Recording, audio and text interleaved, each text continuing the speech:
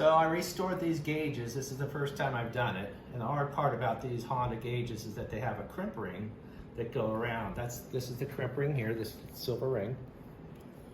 And what I did was I pried that apart with a screwdriver. And then once I have it apart, I'll put the new faceplate on and reset the mileage if I want to, because I reset this one back to what the original mileage is on this bike. And then when I put it all back together, it'll look something like this here. This ring's already crimped, but to show you. And I'll take this over once I get it put together. I made this tool here on the drill press. And what it does is it helps me recrimp the ring. So I'll put this in here like this. And then I'll run this down. And then I'll tighten it. And I turn on the drill press.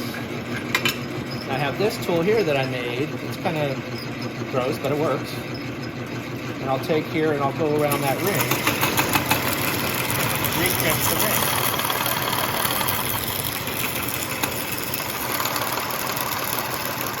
Once I have it recrimped, it'll look just like the factory.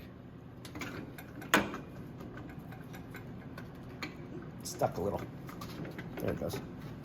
It'll look just like this in the factory. So now I can redo the gauges. This is an old one. Alrighty.